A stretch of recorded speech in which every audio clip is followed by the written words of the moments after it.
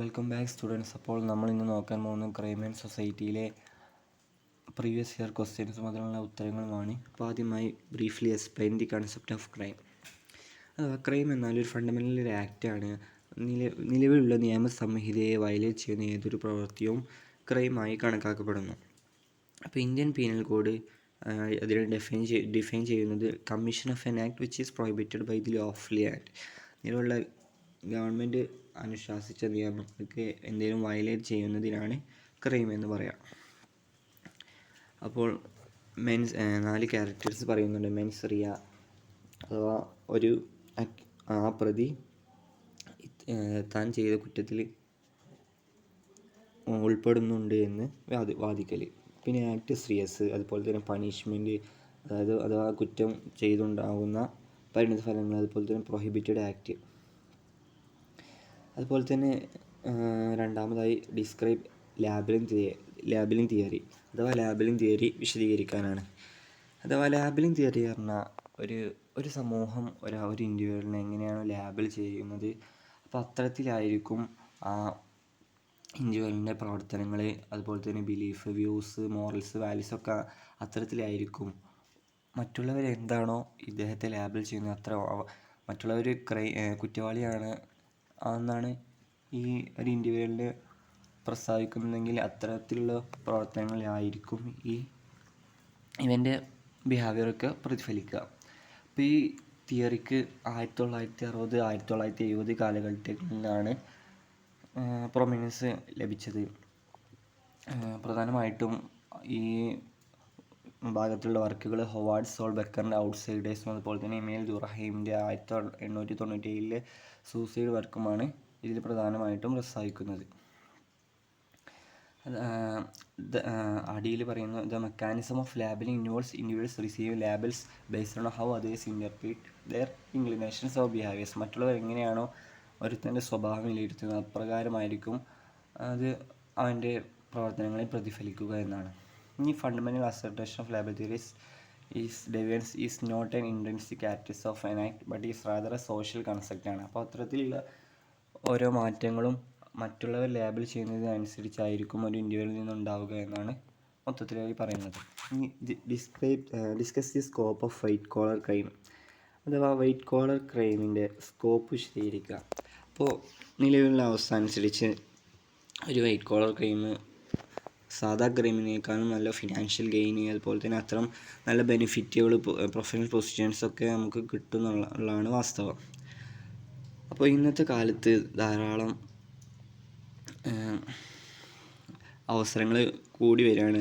റാപ്പിഡായിട്ടുള്ള technological advancements, അതുപോലെ തന്നെ ധാരാളം സൗകര്യങ്ങൾ ഒരുക്കി കൊടുക്കുകയാണ് ഈ ഒരു മേഖലയ്ക്ക്. അപ്പോൾ അതുകൊണ്ട് തന്നെ വ്യാപകമായിട്ട് ഇത് കൊണ്ട് നടക്കുന്നുണ്ട് എന്നുള്ളതാണ് വൈറ്റ് കോളർ ക്രൈം. ഈ ടേം എഡ്വിൻ സുദർലാൻഡ് 1930-കളിലാണ് കോയിൻ ചെയ്തിട്ടുള്ളത്. അതുപോലെ തന്നെ ഈ ഒരു ക്രൈം ചെയ്തിട്ട് പെട്ടെന്നുള്ള ഗവൺമെൻറ്റിൻ്റെ ഇടപെടൽ ഇല്ലാത്തത് കാരണത്താൽ ധാരാളം ജനങ്ങളും ഇതിലേക്ക് മോട്ടിവേറ്റഡ് ആവുന്നുണ്ട് എന്നതാണ് വാസ്തവം. അതുപോലെ തന്നെ അതിൻ്റെ ഇമ്പാക്റ്റ് ഫാർ റീച്ചിങ് ആണ്. ധാരാളം പരിണിത ഫലങ്ങളുണ്ടാവും. ജോബ് ലോസ്, അതുപോലെ തന്നെ സാലറി കട്ടും അത് ധാരാളം ഉണ്ടാവുന്നതാണ്. ഇനി അടുത്തതായി എക്സ്പ്ലെയിൻ റിഫോർമേറ്റീവ് തിയറി.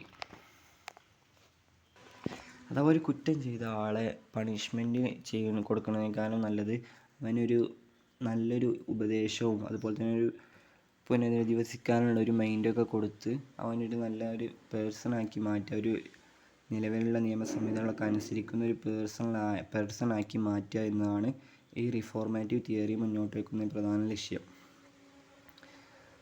കാരണം എന്താ വെച്ചാൽ ഒരു ഇൻഡിവിജ്വൽ അവന് ഒരു കുറ്റം ചെയ്താൽ അവൻ്റെ ഹ്യൂമാനിറ്റിയെ നന്നായി ബാധിക്കുന്നു, സൊസൈറ്റിയിലും തീരെ വിലയില്ലാതാവുന്നു. അപ്പോൾ ഇതിനൊക്കെ തടയിടാനായിട്ട് അവനൊരു ഇനി അതിലേക്ക് പോകില്ല എന്നുള്ള പ്രതിജ്ഞ, അത്തരം പ്രവർത്തനങ്ങളൊക്കെ ഉണ്ടാവുക എന്നുള്ളതാണ് ഏറ്റവും ഈ റിഫോർമേറ്റീവ് തിയറി മുന്നോട്ട് വയ്ക്കുന്നത്. അതായത് the core purpose of the reformative theory is to encourage criminals to reflect upon their inappropriate behaviour. അപ്പോൾ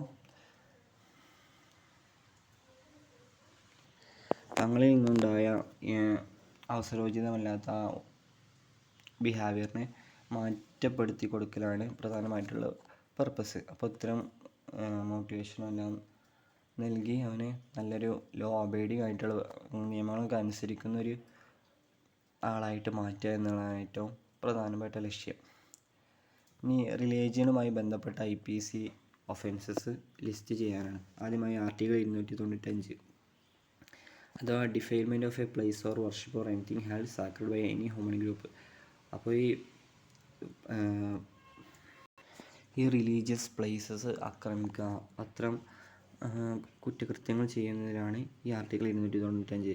അപ്പോൾ ഇത് 2 വർഷം തടവും അതുപോലെ തന്നെ ഫൈനും അല്ലെങ്കിൽ രണ്ടും ഒപ്പം ഒരുമിച്ച് വരെ കിട്ടാവുന്ന ഒരു പ്രവർത്തനമാണ്. ഇനി ആർട്ടിക്കിൾ 295 പറയുന്നത് ഇൻസൾട്ട് ചെയ്യുക, ഒരു റിലീജിയനെ അല്ലെങ്കിൽ അതിൻ്റെ വിശ്വാസങ്ങളെ ഇൻസൾട്ട് ചെയ്യുക. അപ്പോൾ അത്തരം പ്രവർത്തനങ്ങൾ 3 വർഷം വരെ തടവും അതുപോലെ തന്നെ ഫൈനും അല്ലെങ്കിൽ രണ്ടും ഒരുമിച്ച് വരെ കിട്ടാൻ സാധ്യതയുണ്ട്. അപ്പോൾ ആർട്ടിക്കിൾ 296 പറയുന്നത് ഡിസ്റ്റർബൻസ് അഥവാ ഏതെങ്കിലും റിലീജിയസ് മീറ്റിങ്ങിന് ഡിസ്റ്റർബൻസ് ഉണ്ടാക്കുന്നത് 1 വർഷം വരെ തടവിനും ഫൈനും അല്ലെങ്കിൽ രണ്ടും ഒരുമിച്ച് വരെ കിട്ടാൻ സാധ്യതയുള്ളതാണ്. ഈ ആർട്ടിക്കിൾ 297 പറയുന്നത് acts that cause injury to someone's feeling, ആരെങ്കിലും ഒരുത്തൻ്റെ ഫീലിങ്ങിന് മുറിവേൽപ്പിക്കുക അല്ലെങ്കിൽ അവൻ്റെ റിലീജിയൻ ഡിസ്റെസ്പെക്റ്റ് ചെയ്യുക. അപ്പോൾ അത്തരം പ്രവർത്തനങ്ങളൊക്കെ 1 ഇയർ വരെ ജയിൽ ശിക്ഷ അനുഭവിക്കാൻ സാധ്യതയുണ്ട്, അല്ലെങ്കിൽ ഫൈനും. ഇനി ആർട്ടിക്കിൾ 298 പറയുന്നത് speak words or committing any act in the presence of a person, അഥവാ മോശമായിട്ട് മറ്റുള്ളവരുടെ മുമ്പിൽ അവനെ കുറിച്ച് പറയുന്നത് 1 വർഷം വരെ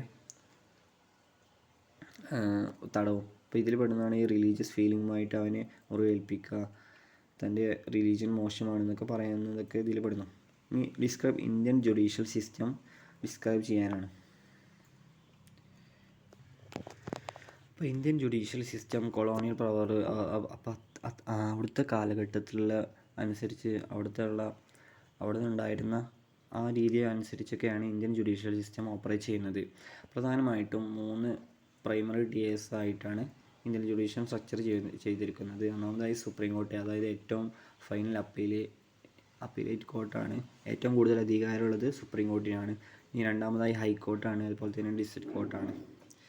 അപ്പോൾ ഇത് കീ റോൾസും പ്രധാനമായിട്ടുള്ള റോളുകളൊക്കെ ആണ് പറയുന്നത്. സിമ്പിളായി നോക്കാവുന്നതേ ഉള്ളൂ. ഇനി ഡിസ്കസ് IPC വിശദീകരിക്കാനാണ്.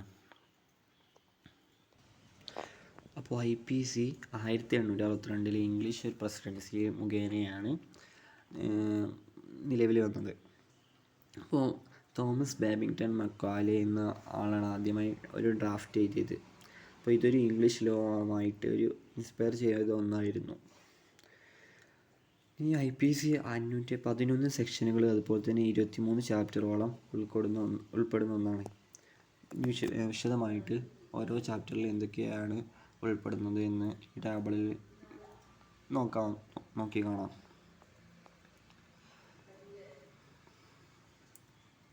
ഇപ്പോൾ ഹിസ്റ്ററി ഓഫ് IPC ഈ കൊളോണിയൽ റൂളിയാണ് തുടങ്ങിയത്. അതുപോലെ തന്നെ ആ ഒരു സന്ദർഭത്തിലാണിത് ഡ്രാഫ്റ്റ് കൊടുക്കുന്നതും അത് നിലവിൽ വരുന്നതും. ഇനി അടുത്തതായി explain sociological explanation of criminal behaviour. അപ്പോൾ ഇതിൽ പ്രധാനമായിട്ടും 4 തിയറികളാണ് പറയുന്നത്. ഒന്നാമത് തിയറി ഓഫ് ഡിഫറൻഷ്യൽ അസോസിയേഷൻ, അത് എഡ്വിൻ സുതർലാൻഡാണ് ഡെവലപ്പ് ചെയ്തത്. അഥവാ ഇത് പറയുന്നത് ഒരു ക്രിമിനൽ ബിഹേവിയർ ഒരു ഇൻഡിവിജ്വൽ പഠിക്കുന്നത് അവനുണ്ടാകുന്ന സോഷ്യൽ ഇൻട്രാക്ഷന്, അതുപോലെ തന്നെ അവൻ്റെ ഒപ്പമുള്ള ഫ്രണ്ട്ഷിപ്പ്, പിയർ ഗ്രൂപ്പ്സ്, അത്തരം ബന്ധങ്ങൾ ഉണ്ടാകുമ്പോൾ അവരുടെ ഒരു പ്രതിഫലനം മൂലമാണ് ഒരാൾ ഒരു കുറ്റകൃത്യം ചെയ്യുന്നത് എന്നാണ് ഈ തിയറി മുന്നോട്ട് വെക്കുന്നത്. ഇനി അടുത്തതായി theory of delinquent subculture പറയുമ്പോൾ ഇതിന് 4 ഡെഫിനേഷൻസ് കൊടുക്കുന്നുണ്ട്. Albert Cohen, Cloward Ohlin, Walter Miller and Charles Moore എന്നിവർ ഓരോ ഡെഫിനേഷൻസ് കൊടുക്കുന്നുണ്ട്. അഥവാ ഇത് പ്രധാനമായിട്ട് എന്താ വെച്ചാൽ ഒരു മെയിൻ സ്ട്രീം കൾച്ചർ ഉണ്ടാവും ഒരു സൊസൈറ്റിക്ക്. അഥവാ പ്രധാനമായിട്ടൊരു കൾച്ചർ ഉണ്ടാവും എല്ലാ സൊസൈറ്റിക്കും. അപ്പോൾ അതിൽ നിന്ന് വ്യത്യസ്തമായൊരു സബ് കൾച്ചർ ഉണ്ടാക്കിയിട്ട് അപ്പോൾ അത്തരം കൾച്ചർ ഈ ഒരു ക്രൈമിനെ ഉള്ളതാണ് ഈ തിയറി മുന്നോട്ട് വെക്കുന്നത്. ഇനി അടുത്തതായി അനോമി തിയറി. അത് ഇൻട്രൊഡ്യൂസ് ചെയ്ത ഇമെയിൽ ദുറഹീമാണ്. അതുപോലെ തന്നെ റോബർട്ട് മെർട്ടൺ ഈ ഒരു വ്യൂവിനെ ഒന്നുകൂടി ഡെവലപ്പ് ചെയ്തിട്ട് വ്യക്തമാക്കുന്നുണ്ട്. ഒരുത്തന് അവനൊരു മൂല്യമില്ല, വർത്ത്ലെസ്നെസ്സാണ്, അതുപോലെ തന്നെ അവനൊരു ഡിസാസ്റ്റിഫിക്കേഷനാണ്, അവൻ്റെ ബിഹേവിയറൊന്നും ആർക്കും ഇഷ്ടമല്ല എന്നുള്ളൊരു ചിന്ത മുന്നോട്ട് വെക്കുന്നതോടെ അവനൊരു ക്രൈം ചെയ്യാൻ താല്പര്യനാവുന്നു. അപ്പോൾ ഇതാണ് ഈ തിയറി പറയുന്നത്. ഇനി അടുത്തതായി ലേബലിംഗ് തിയറി, അഥവാ മറ്റുള്ള സമുദായം അവൻ എങ്ങനെയാണോ ലേബൽ ചെയ്യുന്നത് അപ്രകാരമായിരിക്കും അവനൊരു കുറ്റവാളിയാണെന്ന് മറ്റുള്ളവർ ലേബൽ ചെയ്താൽ അവൻ അത്തരം കുറ്റങ്ങളിൽ ഏർപ്പെടാൻ അവൻ ത്വരയുണ്ടാവും. ഇനി അടുത്തതായി long answer questions. What is the meaning of crime? Critically examine the causes of crime. Crime നമ്മൾ മുമ്പ് പറഞ്ഞു, നിലവിലുള്ള നിയമസംഹിതയ്ക്കെതിരായി ആ നിയമത്തെ വയലേറ്റ് ചെയ്യുന്ന ഏതൊരു പ്രവർത്തനവും ക്രൈമായാണ് ഇന്ത്യൻ IPC കണക്ക് കൂട്ടുന്നത്. ഇനി അതിൻ്റെ കോസസ് ആണ്. ഒന്നാമത് ഇൻഡിവിജ്വൽസ് അപ്രോച്ച്, അഥവാ ഒരാളുടെ ഇൻഡിവിജ്വൽ ചോയ്സ് അല്ലെങ്കിൽ പേഴ്സണൽ ഫൈലിറ്റി, അതുപോലെ തന്നെ അത്തരം കാര്യങ്ങളൊക്കെ ഒരുത്തനെ ഒരു ക്രൈമിലേക്ക് നയിക്കും എന്നുള്ളതാണ്. അപ്പോൾ കളക്റ്റീവ് അപ്രോച്ച് നേരെ ഇതിനുള്ള വിപരീതമാണ്. അഥവാ ഇത് പറയുന്നത് ഒരുത്തന് തൻ്റെ പിയർ ഇൻഫ്ലുവൻസ്, അതുപോലെ തന്നെ ജീവിച്ചു വളർന്ന സാഹചര്യങ്ങളാണ് അവനൊരു കുറ്റവാളിയാക്കുന്നത് എന്നാണ്. ഇനി പ്രധാനമായിട്ട് കാരണങ്ങൾ financial condition, poverty and deprivation. ഈ ദാരിദ്ര്യമൊക്കെയാണ് ഫിനാൻഷ്യൽ കണ്ടീഷൻ, പോവർട്ടിയൊക്കെയാണ് ഒരുത്തനെ കുറ്റം ചെയ്യാൻ പ്രേരിപ്പിക്കുന്നത്. അതുപോലെ തന്നെ പിയർ പ്രഷർ, മെഡിക്കേഷൻ, പരിണിത ഫലങ്ങൾ, ഈ ഡ്രഗ് അഡിക്ഷനൊക്കെ കുടിച്ചിട്ട് അങ്ങനെ അതിന് പരിണിത ഫലമായി ഉണ്ടാക്കുന്ന ഈ പൊളിറ്റിക്സ്, അതുപോലെ തന്നെ രാഷ്ട്രീയപരമായ കാര്യങ്ങൾക്ക്, ഫെയ്ത്ത്, വിശ്വാസപരമായിട്ടുള്ള ഫാമിലി കണ്ടീഷൻസ്. ചിലപ്പോൾ പൂർ ഫാമിലി ആയിരിക്കും, അപ്പോൾ അതുകൊണ്ടൊക്കെ അവനെ കുറ്റത്തിലേക്ക് നയിക്കും. ഇനി സൊസൈറ്റിയിൽ നോംസ് ആൻഡ് സ്റ്റാൻഡേർഡ്സ്. അപ്പോൾ ഇത്തരം സാമൂഹികമായ നോംസൊക്കെ കീപ്പ് ചെയ്യാൻ വേണ്ടി ചിലർ കുറ്റം ചെയ്യും. ഇനി അൺഎംപ്ലോയ്മെൻറ്റ്. അപ്പോൾ അധികം എല്ലാവരും അൺഎംപ്ലോയ്മെൻ്റ് ആയതുകൊണ്ട് തന്നെ എക്കണോമിക് സോഴ്സുകൾ വളരെ കുറവായിരിക്കും. അതുകൊണ്ട് തന്നെ ഇത്തരം ക്രൈം ചെയ്യാൻ അവർ ശ്രമിക്കും. ഇനി അതുപോലെ തന്നെ അൺഫെയർ ജുഡീഷ്യൽ സിസ്റ്റം, അഥവാ തനിക്കെതിരെ അൺഫെയർ ആയിട്ടുള്ള നിയമം കൊണ്ടുവന്നാൽ, അഥവാ അല്ലെങ്കിൽ തനിക്കെതിരെ എന്തെങ്കിലും വാദം ഉണ്ടായാലോ അല്ലെങ്കിൽ നിയമം ഉണ്ടായാലോ ഒരു ഇൻഡിവിജ്വൽ ഇത്തരം പ്രവർത്തനങ്ങൾ ചെയ്യും. ഇനി summarise the theory of differential association in criminal behaviour ആണ്. അപ്പോൾ ഈ ഒരു തിയറി ആദ്യമായിട്ട് പ്രപ്പോസ് ചെയ്ത എഡ്വിൻ സദർലാൻഡാണ് 1939. അതുപോലെ തന്നെ 1947 ഇതൊന്ന് റിഫൈൻ ചെയ്ത് പുതുതായി വന്നത്. അപ്പോൾ അദ്ദേഹത്തിൻ്റെ റിസർച്ച് പറയുന്നത് ഒരു കുറ്റവാളിയുടെ ഒരു ഇൻഡിവിജ്വലിൻ്റെ വാല്യൂസ്, ആറ്റിറ്റ്യൂഡ്സ്, മെത്തേഡ്സ്, മോട്ടിവേഷൻസൊക്കെ താൻ നടത്തുന്ന സോഷ്യൽ ഇൻട്രാക്ഷൻസിലൂടെയാണ് ലഭിച്ചത്. അപ്പോൾ അത്തരം ക്രിമിനൽ ചിന്താഗതിയുള്ള സോഷ്യൽ ഇൻട്രാക്ഷൻ ചെയ്യുമ്പോൾ അവൻ ഇത്തരം പ്രവർത്തനങ്ങൾ ചെയ്യേണ്ടി വരുന്നു എന്നാണ് സദർലാൻഡിൻ്റെ വാദം. അപ്പോൾ അദ്ദേഹം പറയുന്നത് ക്രിമിനൽ ബിഹേവിയർ മൊത്തമായിട്ടും ലേൺ ചെയ്യുന്നതാണ്. അതുപോലെ തന്നെ ഇൻട്രാക്ഷൻ, കമ്മ്യൂണിക്കേഷൻ, മറ്റുള്ളവരുമായിട്ടുള്ള ഇടപെടലൊക്കെ കാരണമായിട്ടാണ് ഇത്തരമൊരു ബിഹേവിയർ ഉണ്ടാകുന്നത്. അതുപോലെ തന്നെ ഈ പേഴ്സണൽ ഗ്രൂപ്പ്സിലൊക്കെയാണ് ഇത്തരം ചർച്ചകൾ, ഇത്തരം ഇൻട്രാക്ഷൻസൊക്കെ ഉണ്ടാകുന്നത് എന്നാണ്. അതുപോലെ തന്നെ ഇത്തരം ഇൻട്രാക്ഷൻസ് ഉണ്ടായതുകൊണ്ട് തന്നെ അത്തരം ക്രൈമുകളൊക്കെ ചെയ്യാൻ അവനക്ക് ഒരു ത്വര ഉണ്ടാവും. അതുപോലെ തന്നെ ഇത്തരം ഗ്രൂപ്പുകൾ ഈ ക്രൈം ചെയ്യാൻ വേണ്ടി ഉണ്ടാകുന്ന പല ഗ്രൂപ്പുകളും നിലവിലുണ്ട് എന്ന് അദ്ദേഹം പറയുന്നുണ്ട്.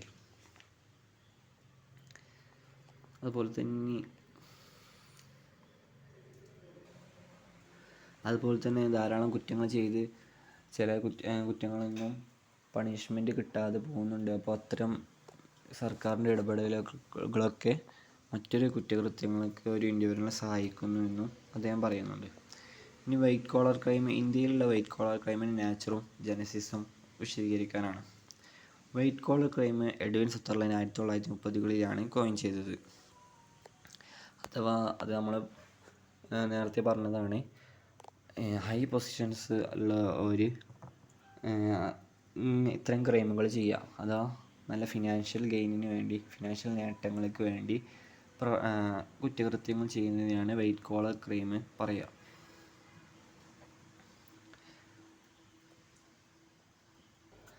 അപ്പോൾ ഈ ഇത്തരം ക്രൈമുകൾ ഉണ്ടാവാനുള്ള കാരണം എന്താ വെച്ചാൽ ഗ്രീഡ്, അത്യാഗ്രഹമാണ്. അതുപോലെ തന്നെ ഈസ്, സ്വിഫ്റ്റ്നെസ് ആൻഡ് പ്രൊലോങ്ഡ് എഫക്റ്റ്. അഥവാ ഇത്തരം കുറ്റങ്ങൾ ചെയ്താൽ ധാരാളം ഫിനാൻഷ്യൽ ഗെയിൻ ഉണ്ടായതുകൊണ്ട് തന്നെ അവനക്ക് ജീവിതം സുഖകരമാവും. അപ്പോൾ അതുപോലെ തന്നെ കോമ്പറ്റീഷനാണ്, ഇതിനുള്ള അഡ്വാൻസ്മെൻറ്റ്, ടെക്നോളജിക്കൽ അഡ്വാൻസ്മെൻറ്റ്. അപ്പോൾ അതൊക്കെ റിസൾട്ടായിട്ട് അവനക്ക് മറ്റുള്ളവരുമായി കോമ്പയർ ചെയ്യാൻ അത്തരം കുറ്റങ്ങൾ അവൻ ചെയ്യുന്നു. അതുപോലെ തന്നെ lack of stringent laws and enforcement. നിലവിലുള്ള നിയമസംഹിതകൾ അത്ര ശക്തമല്ല എന്നുള്ളത് കൊണ്ട് തന്നെ അത്തരം വൈറ്റ് കോളർ ക്രൈംസ് ചെയ്യാൻ ഓരോരുത്തരെയും പ്രാപ്തരാക്കുന്നു. അതുപോലെ തന്നെ മോഡേൺ ടെക്നോളജിയാണ്. അതുപോലെ തന്നെ ലാക്ക് ഓഫ് അവയർനെസ്. ഇത്തരം കുറ്റങ്ങൾ ചെയ്ത് അതിൻ്റെ പരിണിത ഫലങ്ങൾ എന്താവും എന്നുള്ളതൊരു അവയർനെസ്സിൻ്റെ കുറവാണ്. അതുപോലെ തന്നെ നെസസിറ്റി, ഈഗോ, ഇതൊക്കെ ഒരു വൈറ്റ് കോളർ ക്രൈം ചെയ്യാൻ ഒരാൾ താല്പര്യനാക്കുന്നു എന്നാണ്. ഇനി describe the probation and parole on correctional methods. Correctional മെത്തേഡിലെ പ്രൊബേഷനും പെറോളും വിശദീകരിക്കുമ്പോൾ ആദ്യമായിട്ട് ഈ ഇന്ത്യയിൽ ഹിന്ദു മുഗൾ ഇറാസിലൊക്കെ കാലഘട്ടത്തിലൊക്കെ ഡിറ്ററൻസിലായിരുന്നു ഫോക്കസ് ചെയ്തിരുന്നത്. ഡെത്ത് പെനാൽറ്റി, അതുപോലെ തന്നെ ടോർച്ചർ ചെയ്യുക പോലത്തെ ശിക്ഷകളായിരുന്നു നടപ്പിലാക്കിയത്. ഈ പ്രൊബേഷൻ എന്ന് പറയുമ്പോൾ ജാമ്യത്തിൽ വിടുക, അതായത് ലീഗൽ സീസൺ പണിഷ്മെൻറ്റ് വരെ convicted individual is permitted to remain within their community. അഥവാ തൻ്റെ കമ്മ്യൂണിറ്റിയിൽ തന്നെ നിൽക്കാനുള്ള അവസരമാണ് കുറ്റം ചെയ്തിട്ടും. അപ്പോൾ ഇനി നിശ്ചിത നടപടികളോടെ അവന് ജാമ്യത്തിൽ അയക്കാം ഉള്ളൊരു അവകാശമാണ് പ്രൊബേഷന്. അവന് ചില നിബന്ധനകളൊക്കെ ഉണ്ടാകും. അഥവാ പാലിച്ചില്ലെങ്കിൽ അവനെ വീണ്ടും കുറ്റക്കാരനാക്കി കോടതിയിൽ ഹാജരാക്കും. ഇനി പരോൾ പറയുമ്പോൾ form of restricted freedom from granted to prisoners. അഥവാ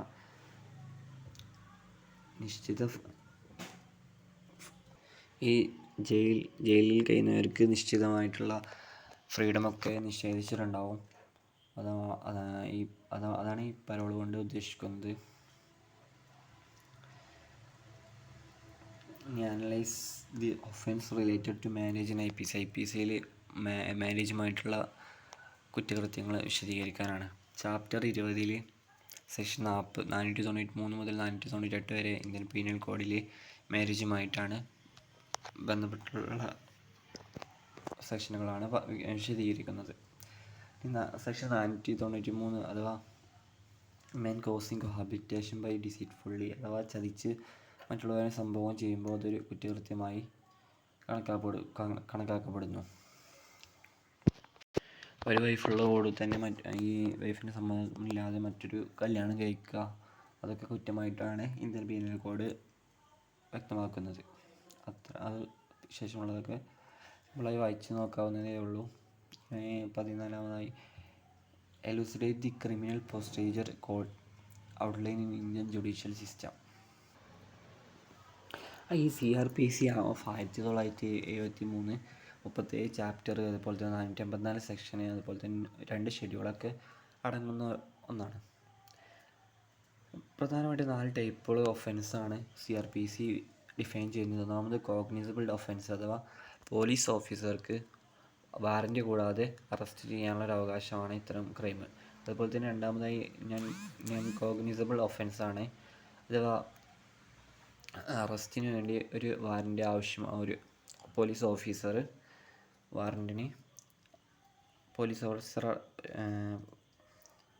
requires a warrant for arrest by a police officer. ഒരു വാറൻറ്റ് ആവശ്യമായിരിക്കും അറസ്റ്റ് ചെയ്യാൻ വേണ്ടിയിട്ട്. ഇനി ബെയിലബിൾ ഒഫൻസ്, അഥവാ permits the accused to be released from bail, അഥവാ ജാമ്യപ്രകാരം ഈ പ്രതിയെ പുറത്തിറക്കാനുള്ളൊരു അവകാശമാണ്. ഇനി നോൺ ബെയിലബിൾ ഒഫൻസ്, അഥവാ the accused is not eligible for bail release, അഥവാ ജാമ്യത്തിൽ ഇറക്കാൻ പറ്റാത്ത തരത്തിലുള്ള കുറ്റങ്ങൾ. ഇനി CRPC outlines hierarchy of courts within the Indian judicial system. അഥവാ CRPCക്ക് കീഴിൽ തന്നെ റീജിയണൽ കോഡ്സ് ഉണ്ടാവും, മെട്രോപൊളിറ്റൻ കോഡ്സ് ഉണ്ടാവും, അഥവാ മജിസ്ട്രേറ്റ് കോർട്ട് പോലെ അതുപോലെ തന്നെ അത്തരം നിയമസംഹിതകളൊക്കെ ഉണ്ടാവും.